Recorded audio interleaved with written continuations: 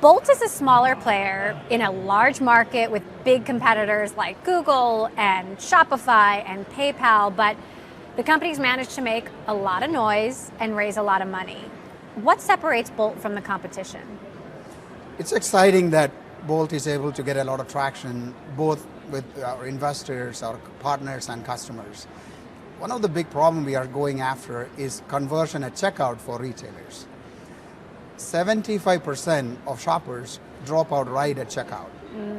That's 85% if you are on mobile. That's almost $1 trillion problem for US just in 1 year.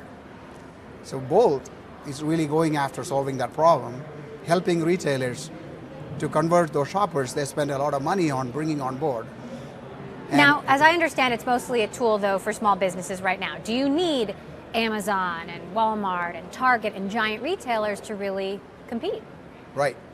So right now, most of the businesses have to make a choice, right? If they want to give them a really convenient one-click checkout experience, they either have to go to an ecosystem like Amazon, but if they want to give that experience by themselves, that doesn't exist today.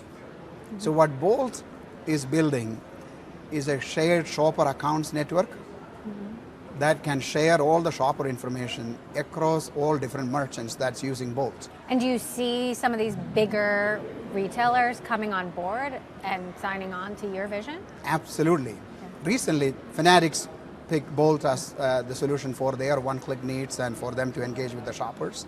And we are seeing several other customers like Forever 21 already use Bolt for a long time now.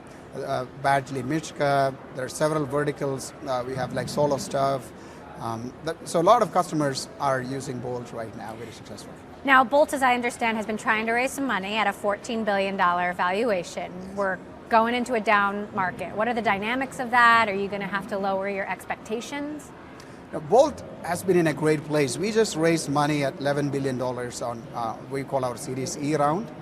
And we are continuing to see more and more traction with the big customers signing up right now. We are also seeing all the partners signing up with Bolt. We signed BigCommerce, we signed Magento, we signed PrestaShop, and a lot more partners, our e-commerce partners are signing up with Bolt because they want to provide a one-click checkout experience and they are looking to Bolt. So what are your fundraising conversations like now? Yeah. I mean, are you having trouble raising money at a $14 billion? Not at all. So what we are seeing right now is because of all the big customers we are able to close, and we have a very solid pipeline, and the interest we are seeing from partners and everyone around us, what we are seeing is a higher interest for us. And most of in the fund market, people are looking for differentiated products.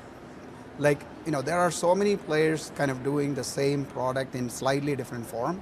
Bolt is very unique. We are the only one that do what we do. And what it is the shared shopper accounts network.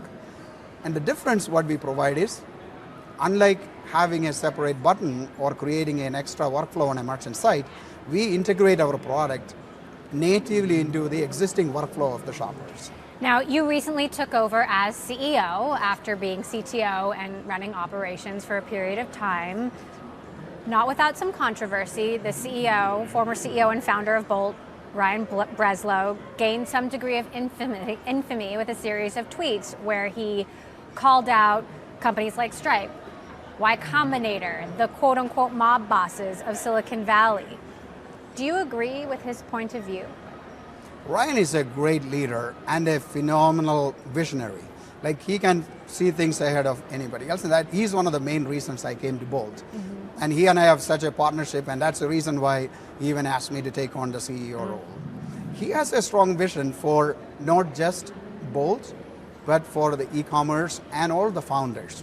So he will continue to advance the path for Bolt, the founders, e-commerce, and everything, and I'm very aligned with him on all of that. Okay, so what do you make of the controversy, though, and the response to his big vision and calling out some of the more established players in Silicon Valley? I think Ryan himself said, short-term thinkers get crushed long-term, and long-term thinkers sometimes get crushed short-term. So when you are trying to drive big changes, you got to get comfortable being misunderstood in short-term.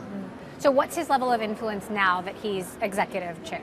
How involved is he in the business and the decisions that you're making? Yeah, between Ryan and I, we kind of split our role and we are doubling down in areas where we have strength.